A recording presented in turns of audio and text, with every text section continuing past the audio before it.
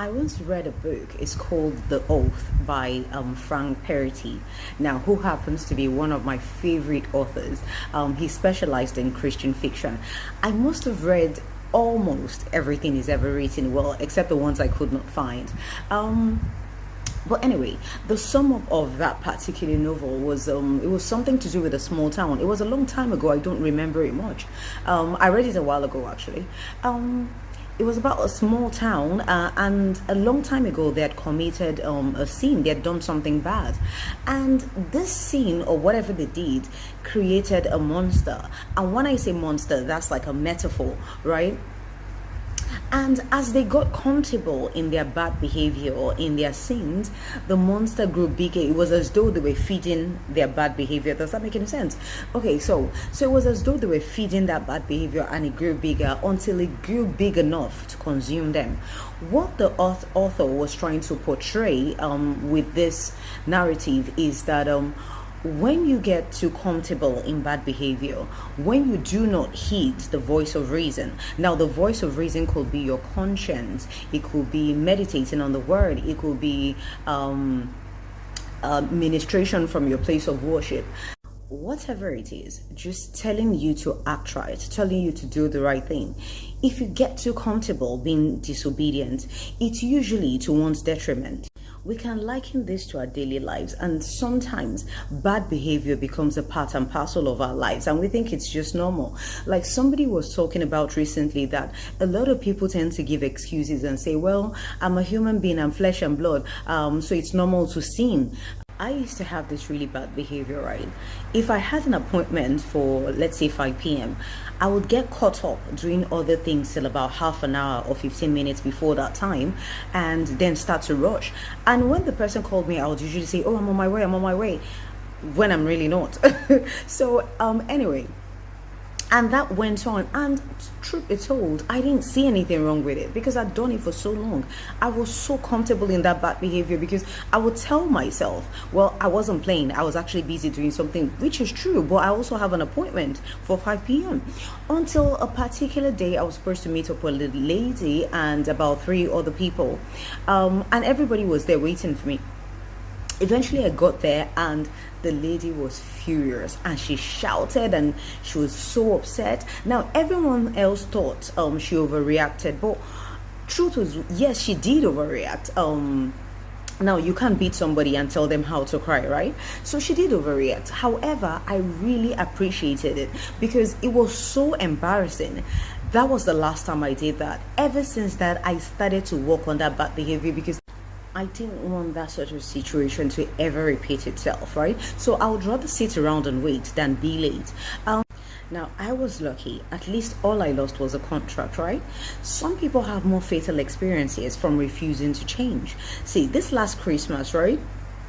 I was going somewhere, so I got in an Uber, and as we got on the road, it wasn't a highway or anything, it was a small street. There was an accident. Now this car had tumbled upside down. Apparently there were about 4 people in it, and 3 of them lost their lives instantly. The last person made it, but eventually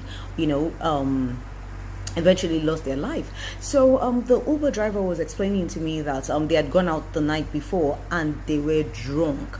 They were so wasted. Now I don't know how they would have driven on a small street to the extent that the car would have tumbled upside down, and they lost their lives. Truth be told, I bet they knew that you should not drink and drive, right? I bet they knew that, but they've been so comfortable. They've probably gotten away with it several times, and they thought, it was okay to do it again until it caught up with them. Now, there's another story of a lady I used to know. She got married like really early, like a long time ago. Now she's from a very wealthy family, and then she met this man. He was doing very well for himself, but however, she was from a very, very wealthy family. With their monies combined, they lived a very lavish lifestyle, right? She was the envy of a lot of women because she had the perfect marriage, so to speak. Her husband was absolutely amazing and very dedicated to their marriage.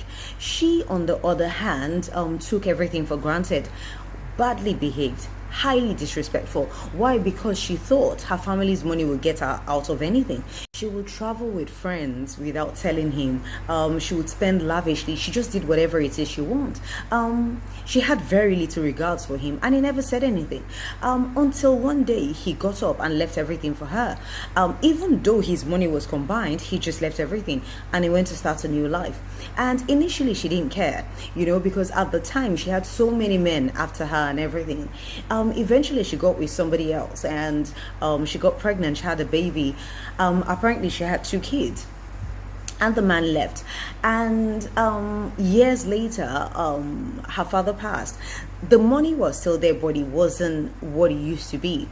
And when her money started to look funny, all the friends kind of walked away one after the other. Now she was left by herself with 2 children to care for.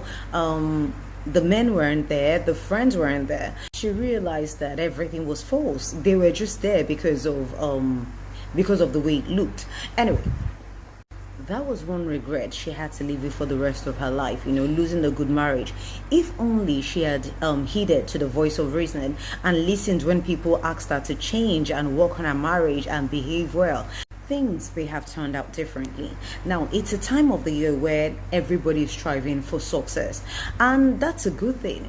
But whilst you're doing that, also strive to surrender disobedience, to do away with bad behavior. Strive to be and do better, so that all that hard work and achievement won't go to waste. There's an adage that says, if parents build houses and don't train their children, the children will end up selling those houses. Now, there's a man named Jacob in the Christian religion. He was the son of Isaac and Rebekah. Now, his name Jacob means supplanter, or one who grabs another's heels, which literally means one who takes what belongs to another. Jacob lived a life very true to his name, because he's something you would call a Decepticon.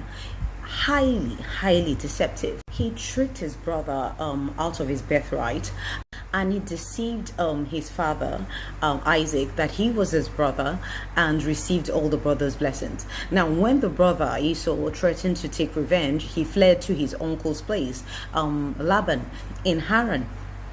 Anyway, when he got to his uncle's place, he sort of met his match in his uncle, because they kept playing each other. His uncle was also quite deceitful, right? So after serving his uncle for about 20 years, he decided to return back to his hometown. Now, on his way to his hometown, he sent messengers to his brother, obviously because of everything he had done to his brother. So he sent messengers to his brother, and the messengers came back and gave him word that his brother was on his way with 400 men. Now, Jacob got very afraid, because obviously maybe his brother hadn't forgiven him and his brother was coming to attack him.